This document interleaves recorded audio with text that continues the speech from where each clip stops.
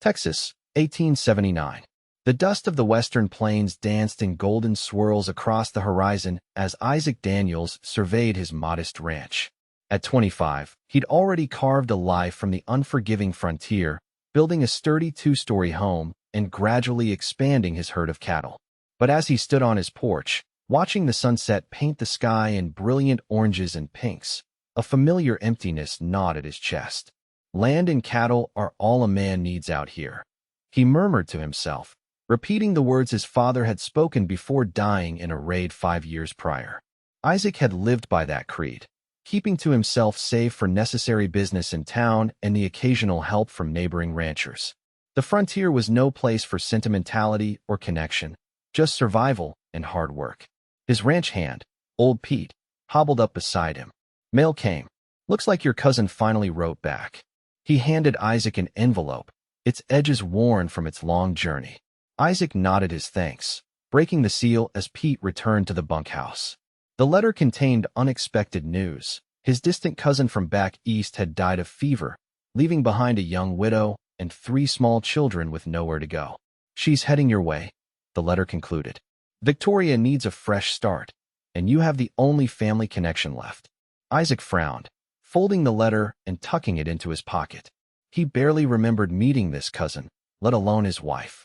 The idea of strangers invading his carefully constructed solitude made his jaw tighten.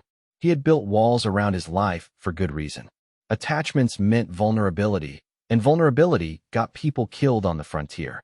Yet some nagging sense of family duty prevented him from immediately penning a letter advising her to seek shelter elsewhere. Instead, he walked to the fence line, staring out at the darkening prairie, wondering how he could possibly accommodate a widow and 3 children in a life purposely built for just one. 2 weeks later, Isaac stood on the platform of the Redemption Springs train station, hands shoved in his pockets, watching as the locomotive rumbled to a stop in a cloud of steam and coal smoke. He had reluctantly agreed to meet this Victoria person, though he'd already drafted a letter explaining why his ranch was unsuitable for a woman with children. When the passengers began descending, Isaac scanned the crowd for a somber widow in black. Instead, his attention was caught by a young woman in a dusty blue traveling dress, her honey blonde hair escaping from beneath a modest hat. She couldn't have been more than 22, her face showing the weariness of long travel but maintaining a quiet dignity that made him pause. 3 children clustered around her skirts, 2 boys who appeared to be around 7 and 5, and a little girl no older than 3 who clung to her mother's hand.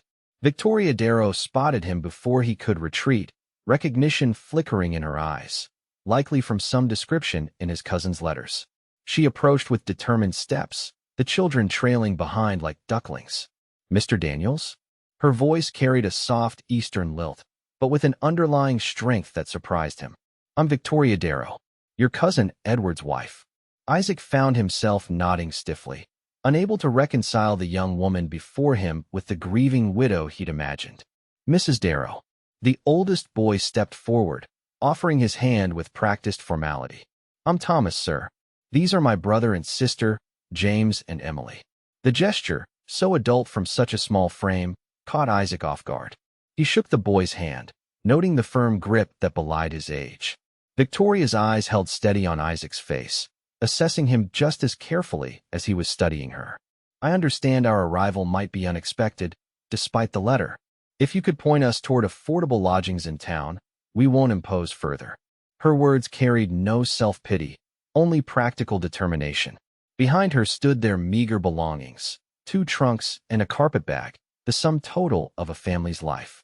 Isaac had prepared his speech about the unsuitability of ranch life for a woman and children, about the harsh realities of the Texas frontier, about his own preference for solitude. But looking at their tired faces and limited possessions, something entirely unexpected came out instead. I've got room for 4, he heard himself say. The wagon's out front.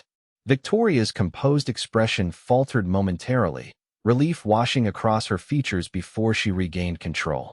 We're much obliged, Mr. Daniels. We won't be a burden. As Isaac loaded their trunks onto his wagon, he questioned his own sanity. His ranch was no place for a family. He'd built it as a fortress against the very connections these 4 represented. Yet something about their quiet dignity made turning them away seem impossibly cruel. The ride to the ranch passed in awkward silence, broken only by the children's occasional whispered questions to their mother. Isaac kept his focus on the road, acutely aware of Victoria's presence beside him on the wagon seat, her spine straight despite obvious exhaustion. "It's not much," he said finally as his ranch came into view. "But it's solid. The house has 4 bedrooms. Only been using one myself." Victoria nodded, surveying the property with careful consideration. "You've built something substantial here, Mr. Daniels." "Isaac," he corrected, surprising himself again. "If you're staying, might as well use my given name." "Then I'm Victoria," she replied, the ghost of a smile touching her lips. As they approached the house, little Emily pointed excitedly. "Look, Mama. Cows." Isaac couldn't help but chuckle. "Those are Texas Longhorns. Got about 100 head now." "100. James exclaimed, his eyes widening. "Started with 12? Isaac found himself explaining. "Built up slow and steady." Victoria gave him a considering look. "You've accomplished much for someone so young." Her observation made him uncomfortable, not because it wasn't true, but because it acknowledged something he rarely thought about. At 25, he deliberately crafted a life that most men didn't achieve until middle age, pushing himself relentlessly, as if outrunning something. After showing them to their rooms, the children sharing one space while Victoria took another, Isaac retreated to the kitchen, grappling with the sudden invasion of his quiet existence. The sound of small feet and hushed voices filtering through the house felt alien after years of solitude. That evening, when Victoria offered to prepare dinner, Isaac found himself seated at his own table with 4 pairs of eyes watching him expectantly. "We say grace before meals," Victoria explained gently. "But this is your home. We'll follow your customs." Isaac couldn't remember the last time he'd bothered with mealtime prayers. "Go ahead," he said, awkwardly removing his hat. As Victoria spoke simple words of thanks, Isaac studied her face in the lamplight. Without the shadow of her traveling hat, he could see the fine features that bordered on beautiful, not in the showy way of saloon girls, but in a quiet, enduring manner that seemed better suited to the frontier than her Eastern origins suggested. "How long were you married to Edward?" he asked abruptly once the meal began. Victoria's hands paused momentarily. 8 years. We married when I was 16. Something in her tone suggested there was more to the story, but Isaac didn't press. He wasn't looking for connections, just basic information about these strangers in his home. "And what are your plans now?" he continued, ignoring the way Thomas watched him with protective wariness. "To start again," Victoria answered simply. "I have some savings, but not enough for a home of our own yet. I can sew, keep accounts, cook. I'll find work in town once we're settled." Isaac frowned. "Town's 5 miles each way. Not practical daily." "Then perhaps I can be of use here," she suggested. "Your home could benefit from a woman's touch, and I notice you have no cook or housekeeper." The observation stung, though he couldn't deny the truth in it. His house was functional but bare, with little thought given to comfort. "We'll discuss it tomorrow," he said, retreating into silence for the remainder of the meal. Later that night, Isaac sat on his porch, listening to the unfamiliar sounds of children being tucked into bed. Victoria's soft voice carried through the open window as she told them a bedtime story. He'd spent 5 years building walls against precisely this, the vulnerability of caring for others in a land that took as easily as it gave. His parents' deaths had taught him that lesson with brutal efficiency. Yet here he was, his carefully constructed solitude shattered by a young widow and 3 children who looked at the world with a hope he'd long since abandoned. "This changes nothing," he told himself firmly. "They'll stay until they find something better. That's all." But as he returned inside, the house somehow felt different, less like a fortress and more like a home waiting to be filled. The next morning brought new revelations. Isaac woke to the smell of coffee and biscuits, real biscuits, not the hardtack he usually made do with. Victoria had risen before dawn, her hair neatly pinned, wearing a simple work dress as she moved confidently around his kitchen. "Hope you don't mind," she said when he appeared. "Seemed the least I could do." The children were already seated at the table, clean-faced and combed despite the early hour. Thomas carefully poured milk for his siblings, his movements precise and practiced. "Mama says we're to be helpful and not a bother," James informed Isaac solemnly. We can gather eggs, Thomas added. We did that back home. Isaac hadn't kept chickens in years, finding the effort not worth the return. No chickens here, he said. Yet, Victoria amended with quiet confidence as she placed a plate of biscuits on the table. After breakfast, Isaac found himself reluctantly showing Victoria around the ranch, explaining his operation while the boys trailed behind, peppering him with questions. Little Emily clung to her mother's skirts, thumb in mouth, watching everything with wide eyes. You run this place with just one ranch hand? Victoria asked, surveying the cattle grazing in the distance. Pete helps with the herd. Hire extra hands for roundup and branding. Isaac gestured toward the smaller pasture. Got some horses too. Breaking them brings steady money. Victoria nodded thoughtfully. Edward mentioned you were resourceful. I see he wasn't exaggerating. The casual reference to his cousin made Isaac uncomfortable. He barely remembered Edward, a skinny boy from family gatherings long ago. That this woman had shared a life with him, borne his children, felt like an intrusion into Isaac's carefully compartmentalized memories. Why here, he asked abruptly. Why not stay east? Victoria's expression clouded. Edward left debts. His family blamed me for them, said I should have managed better. She straightened her shoulders. When the house was sold to cover what was owed, we had nowhere to go. His parents wouldn't take us in. And your family? Gone, she said simply. A distant cousin mentioned you were out here, building something. It seemed like Providence. Isaac frowned. Providence wasn't a concept he put much stock in. The frontier's no easy life for a woman alone with children. Neither is destitution in Philadelphia, she countered. At least here, there's possibility. Her determination unsettled him. It mirrored something in himself that he preferred not to examine. The desperate drive to carve security from chaos. That evening, a spring storm rolled across the plains, bringing with it howling wind and sheets of rain that battered the house. Isaac was securing the barn when he noticed little Emily standing on the porch, clutching her rag doll, tears streaming down her face as thunder boomed overhead. Mama, she whimpered as lightning split the sky. Without thinking, Isaac scooped her up, sheltering her tiny body against the rain as he carried her inside. Victoria met them at the door, worry etched across her features. She slipped out when I was checking on the boys, she explained, reaching for her daughter. But Emily had wrapped her arms around Isaac's neck, burying her face against his shoulder. The simple trust of it froze him in place. It's all right, he found himself saying. Storm's just passing through. Nothing to fear. Victoria's expression softened as she watched him awkwardly comfort the child. She's never liked thunder. Isaac nodded, carefully transferring the girl to her mother. Their hands brushed in the exchange, and something electric and unfamiliar sparked through him at the contact. Thank you, Victoria said softly. Just did what anyone would. He replied gruffly, retreating to the safety of practical concerns.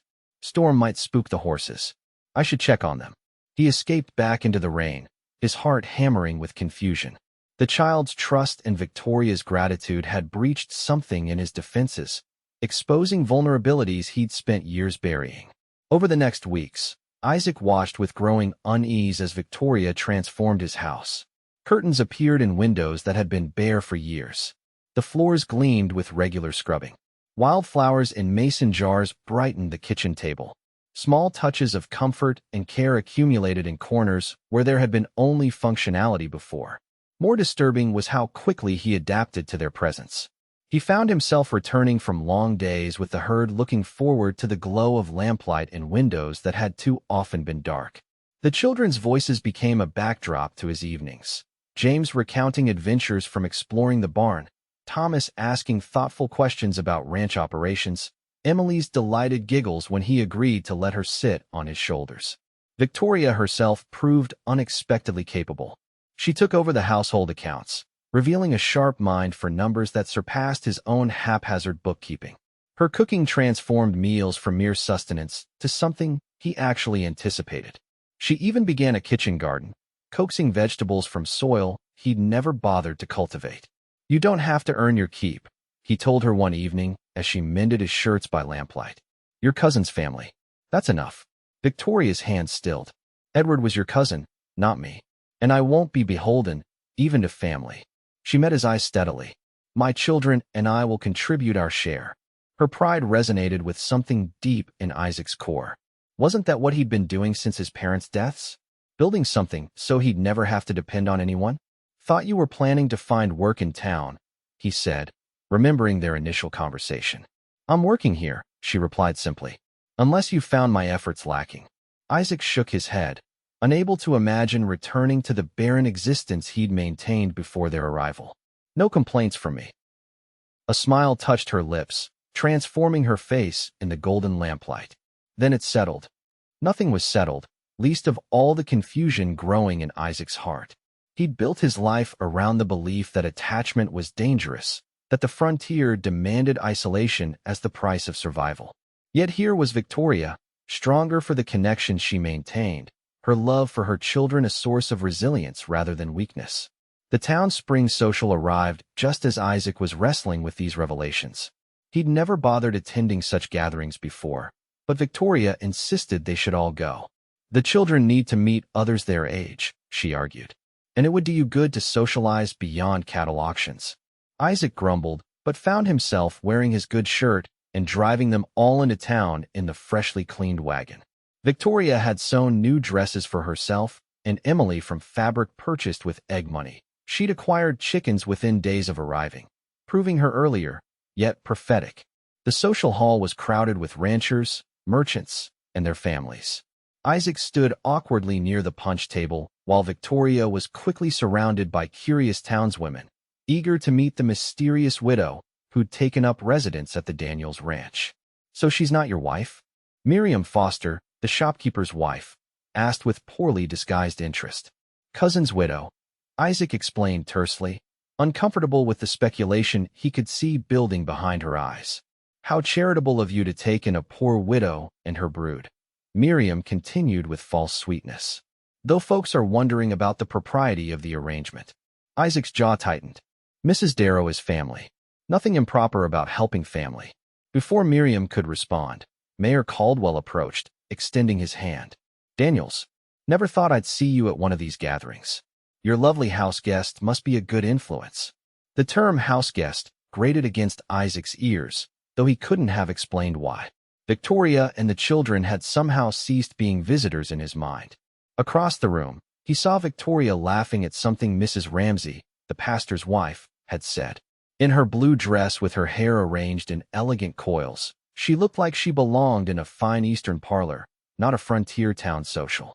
Yet she moved through the gathering with natural grace, neither putting on airs nor seeming intimidated. The realization struck him suddenly. She was beautiful.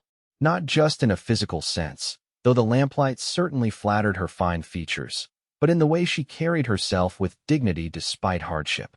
Before he could process this insight, a young rancher named Matthew Pearson approached Victoria, offering his hand for the next dance. Isaac watched with an unexpected surge of jealousy as she accepted with a polite smile, allowing herself to be led onto the dance floor. Pearson's been looking to marry again since his wife passed, Mayor Caldwell commented, following Isaac's gaze. Good man. Solid property west of town. Something cold settled in Isaac's stomach. Of course Victoria would attract suitors. A young, capable widow with obvious domestic skills would be considered quite a catch in a territory where women were scarce. And Pearson could offer her what Isaac had never intended to provide, a legitimate place as a wife, not just a house guest in a cousin's home. The thought of Victoria and the children leaving his ranch created a hollow feeling he wasn't prepared to examine. Instead, he busied himself with punch and stilted conversation, all while keeping Victoria in his peripheral vision as she danced with first Pearson, then the banker, then the blacksmith's eldest son. By the time they returned home, the children half asleep in the wagon bed, Isaac had worked himself into a dark mood. You seem to enjoy yourself, he said as he helped Victoria down from the wagon seat. It was lovely to meet everyone, she agreed, not noticing his tone in the darkness. Mrs. Ramsey has invited me to join the ladies' quilting circle, and Thomas made friends with the Cooper boys. Pearson seemed particularly attentive, Isaac observed, aiming for casual and achieving something closer to accusatory. Victoria paused, studying his face in the moonlight. Yes, he was very polite. He's looking to remarry. Has a good spread west of town. So I gathered from his conversation. she replied carefully. He mentioned stopping by to discuss cattle breeding with you. Apparently, he's interested in improving his stock. Isaac snorted. I doubt it's my cattle he's interested in. A flash of something, irritation, perhaps, crossed Victoria's face. Mr. Pearson was a gentleman, as were several others who simply showed frontier hospitality to newcomers. Just thought you should know his intentions likely go beyond hospitality, Isaac muttered, lifting a sleeping Emily from the wagon. And why would that concern you? Victoria asked quietly, the question hanging between them like a challenge. Isaac had no answer that wouldn't expose the confusion in his heart. Instead, he carried Emily inside, retreating to his room as soon as the children were settled. The following Sunday, Isaac surprised himself again by agreeing to accompany the family to church services, something he'd avoided for years. Sitting in the hard pew, uncomfortably aware of curious glances, he watched Victoria sing hymns in a clear, sweet voice, her expression peaceful. Afterwards, the pastor approached them in the churchyard. Mrs. Darrow, your beautiful voice would be most welcome in our choir. Thank you, Reverend Ramsay. I'd be honored, Victoria replied with a genuine smile. And Mr. Daniels, the pastor continued, turning to Isaac, it's good to see you back among the congregation. Your parents were faithful members, as I recall. The mention of his parents sent an old, familiar pain through Isaac's chest. Been busy with the ranch, he said noncommittally. Of course. The Lord understands hard work. The Reverend patted his shoulder. But he also values community and family. You're blessed to have yours with you now. Before Isaac could correct the assumption that Victoria and the children were his family, Matthew Pearson appeared, hat in hand. Mrs. Darrow, might I have a word? He asked, nodding politely to Isaac. Victoria glanced at Isaac, something uncertain in her expression, before stepping aside with Pearson. Isaac watched their conversation from a distance, noting how Pearson leaned in earnestly while Victoria listened with a composed face. They make a handsome couple, Mrs. Foster observed, appearing at Isaac's elbow. I hear he's already asked to call on her properly. A widow with 3 children needs a steady provider, after all. Isaac's hands clenched at his sides. Mrs. Darrow is doing just fine. Living under your roof? Yes, but for how long? Mrs. Foster persisted. People talk, Mr. Daniels. An unmarried man and woman sharing a home, regardless of distant family connections, it's not quite proper. The accusation struck deeper than Isaac wanted to admit. He'd never considered how their arrangement might appear to others, or how it might affect Victoria's reputation. His concern had been so focused on maintaining his emotional distance that he'd overlooked the practical implications of their living situation. On the ride home, Victoria was unusually quiet, responding to the children's chatter with distracted smiles. Did Pearson ask to court you? Isaac finally asked, the question burning in his throat. Victoria looked startled. He suggested he might call on me next Sunday. I told him I would need to consider it. Because of propriety concerns? Isaac pressed, Mrs. Foster's words still ringing in his ears. Propriety? Victoria's brow furrowed. No, because I'm not certain I wish to entertain suitors at present. The children have had enough upheaval. Relief washed through Isaac, followed immediately by confusion at the intensity of his reaction. What did it matter to him if Victoria chose to court Pearson or anyone else? Wasn't that the natural progression, for her to eventually find a new husband and establish her own household? Yet the thought of Sunday dinners without her at his table, of empty bedrooms that no longer echoed with children's laughter, of returning to the solitary existence he'd once valued, created an ache he couldn't explain. 3 days later, as Victoria hung laundry in the yard with Emily helping by handing her clothespins, riders appeared on the horizon. Isaac recognized Matthew Pearson and 2 of his ranch hands approaching at a canter. Mrs. Darrow, Pearson called as he dismounted, removing his hat. Hope you don't mind the unexpected visit. Was passing nearby and thought I'd stop to discuss that cattle matter with Daniels. Victoria smiled politely, tucking a strand of hair behind her ear. Mr. Daniels is checking the north pasture fence. He should return shortly. Then perhaps I might enjoy your company while I wait. Pearson suggested, his interest clear in his attentive gaze. Before Victoria could respond, a commotion erupted from the barn. Thomas came running, his face pale with panic. Mama! James fell from the hayloft. He's not moving.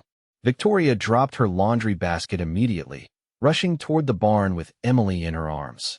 Isaac, returning from the pasture, saw the commotion and spurred his horse forward, arriving just as Victoria knelt beside her unconscious son. "James," she cried, her hands hovering uncertainly over his still form. "Please, baby, open your eyes." Isaac dismounted in a fluid motion, kneeling opposite Victoria to examine the boy. James lay crumpled on the barn floor, blood seeping from a gash on his forehead, his breathing shallow. "He's alive," Isaac confirmed, gently checking the boy's limbs for broken bones. "Pearson, ride for Doc Sullivan. Now." The rancher nodded grimly, remounting his horse and galloping toward town. "Will he?" Victoria's voice broke, terror etched across her face. "Head wounds bleed fierce," Isaac said, trying to sound more confident than he felt. "Let's get him to the house." With infinite care, Isaac lifted James's small body, cradling him against his chest as he carried him to the main house. Victoria followed, holding Emily with one arm while keeping a trembling hand on Thomas's shoulder. "I'm sorry, Mama," Thomas whispered, tears streaming down his face. "I told him not to climb so high." "Hush now," Victoria soothed, though her own voice quavered. "Accidents happen." Isaac placed James on his own bed, the largest in the house, and sent Pete to fetch clean water and bandages. The boy's pallor terrified him, bringing back memories of his mother's broken body after the raid. The same helplessness, the same desperate prayer rising unbidden. "Not again. Please, not again." As they waited for the doctor, Isaac watched Victoria tend her son with gentle hands, whispering encouragement and love. Her strength in crisis moved him deeply. This woman, who had already lost a husband, faced the potential loss of her child with a courage that humbled him. "He'll be all right," Isaac found himself promising, though he had no right to make such guarantees. "He's strong, like his mother." Victoria's eyes met his, filled with tears, but also with a flicker of hope that clung to his words. "Thank you," she whispered, her hand finding his across James's still form. The contact, simple as it was, anchored them both in the terrible waiting. Isaac didn't pull away, allowing himself, for the first time in years, to offer comfort through touch. Dr. Sullivan arrived an hour later, his examination thorough and methodical. "Concussion, certainly," he concluded. "But his pupils respond well, and I feel no fractures in his skull. The cut needs stitching, and he'll need careful watching for the next few days. Any confusion, vomiting, or increased drowsiness, send for me immediately." As the doctor stitched the wound, James finally stirred, whimpering in pain. Victoria pressed her lips to his hand, her relief palpable as his eyes flickered open. "Mama," he mumbled. "I'm here, darling. You're going to be fine." After the doctor left, Isaac found Victoria sitting beside James's bed, exhaustion evident in the slump of her shoulders. "You should rest," he said softly. "I can watch him." She shook her head. "I couldn't sleep anyway." "Then I'll sit with you," he offered, pulling a chair beside hers. As the night deepened, James slept peacefully, his color gradually improving. Victoria finally succumbed to exhaustion, her head drooping until it rested against Isaac's shoulder. He remained perfectly still, afraid to disturb her, but acutely aware of her warmth against him, the faint scent of lavender in her hair. In that quiet moment, with the steady breathing of the sleeping boy and the weight of Victoria's trust against his shoulder, Isaac confronted a truth he'd been running from since their arrival. The walls he'd built around his heart had crumbled, and in their place grew something terrifying in its vulnerability, yet more powerful than any fortress: love. He loved this family. Loved the way Victoria faced life's hardships with quiet dignity. Loved Thomas's serious responsibility, James's adventurous spirit, Emily's innocent affection. They had become essential to him, and the prospect of losing any of them, to injury or to Pearson's courtship, was unbearable. When morning came, bringing with it James's stronger voice asking for water, Isaac made a decision. His life of deliberate isolation had been built on fear. Fear that caring for others meant inevitable loss, that the frontier's harshness made love a liability. But watching Victoria tend her son, seeing the strength their bonds gave her rather than the weakness he'd imagined, forced him to reconsider everything. James recovered quickly, though Victoria insisted he remain in bed for 3 days. During that time, Isaac found himself spending every available moment with the family, reading to James, teaching Thomas about ledgers, letting Emily ride on his shoulders around the house. When Matthew Pearson returned to check on James's condition, bringing a carved wooden horse as a gift, Isaac watched Victoria's polite but distant interaction with him and felt a surge of hope. "I was wondering," Pearson said as he prepared to leave, "if you might permit me to call on Sunday, as we discussed." Before Victoria could answer, Isaac stepped forward. "Mrs. Darrow will be occupied with family matters this Sunday." Pearson's eyebrows rose at Isaac's intervention, but he nodded politely. "Another time, perhaps." After he departed, Victoria turned to Isaac with a questioning look. "Family matters?" Isaac took a deep breath, his heart hammering. "I was hoping we might discuss something important. About your future here." The wariness that crossed her face made him realize how his words might be interpreted, as if he was preparing to ask her to leave. "Not like that," he added hastily. "The opposite, actually." Victoria's expression softened into curiosity. "What is it, Isaac?" He gestured toward the porch. "Could we speak privately?" Once they were alone, the setting sun painting the prairie in gold and crimson, Isaac struggled to find the right words.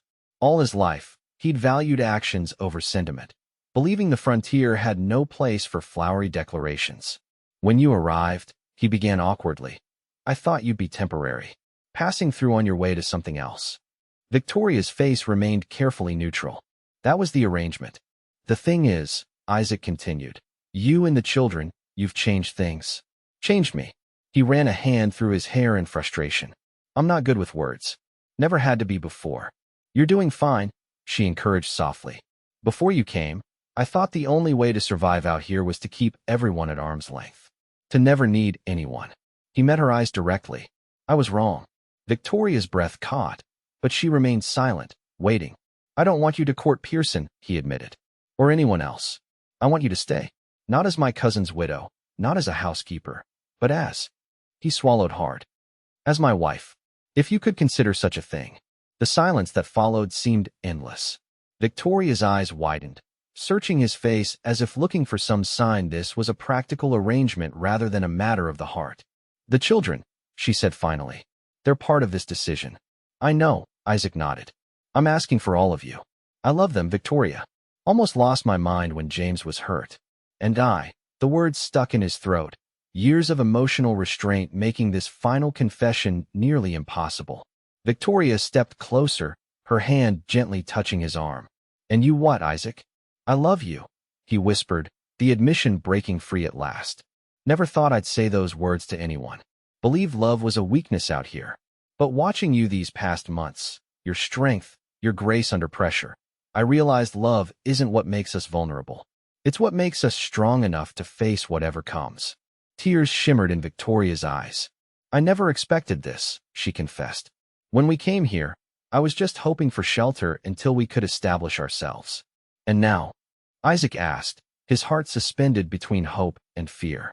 "Now I can't imagine being anywhere else," she whispered. "The children adore you. And I—" She took a steadying breath. "I've been afraid to admit my feelings, knowing we had no permanent place here." Isaac took her hands in his. "I'm offering permanence, Victoria. Not just shelter, but a home. A family. If you'll have me. The children will need time to adjust to the idea," she cautioned, though joy was already blooming in her expression. "We have all the time in the world," Isaac promised, drawing her closer. "So long as I know you'll stay." Victoria's smile was like sunrise breaking across the plains. "We'll stay, Isaac. All of us." When he kissed her, tentatively at first, then with growing certainty, Isaac felt the last of his defenses crumble. The frontier hadn't made him stronger by isolating him. It had merely made him alone. True strength, he realized, came from having something worth fighting for, worth protecting. In Victoria and the children, he'd found not just a family, but a purpose larger than survival. 3 weeks later, they married in the small church in town, the children standing proudly beside them. Emily scattered wildflowers down the aisle, James carried the rings on a small cushion, and Thomas solemnly gave his mother away. "Do you, Isaac Daniel Daniels, take Victoria and Darrow to be your lawfully wedded wife?" Reverend Ramsey asked. "I do," Isaac answered, his voice steady with certainty. "And do you, Victoria, take Isaac to be your lawfully wedded husband? Victoria's eyes shone with happy tears. I do. Then by the authority vested in me, I now pronounce you husband and wife. As Isaac kissed his bride, Thomas tugged at his sleeve. When he looked down, the boy asked seriously, "Does this mean we're really Daniels now too?" Isaac knelt to the child's level. "It does, if that's what you want." Thomas nodded solemnly. "It is. James and Emily too." "Then it's settled," Isaac said, his heart fuller than he'd ever imagined possible. "We're all Daniels now." That evening, as the children slept in their rooms, no longer guest quarters, but permanent homes, Isaac and Victoria stood on the porch of their ranch house, watching stars appear in the vast Texas sky. "When you first arrived," Isaac mused, "I thought I was doing you a favor by making room for four." Victoria leaned against him, her head resting on his shoulder. "And now I know the truth," he said, drawing her close. "You made room for me. In a family I never knew I needed, in a life I never dared to want." The prairie wind whispered around them, carrying the promise of tomorrow's dawn, of seasons to come, of a future built on love rather than fear. Isaac Daniels, who had once believed the frontier demanded isolation, discovered instead that its greatest gift was the family who had arrived with 3 children and found room in his heart for 4.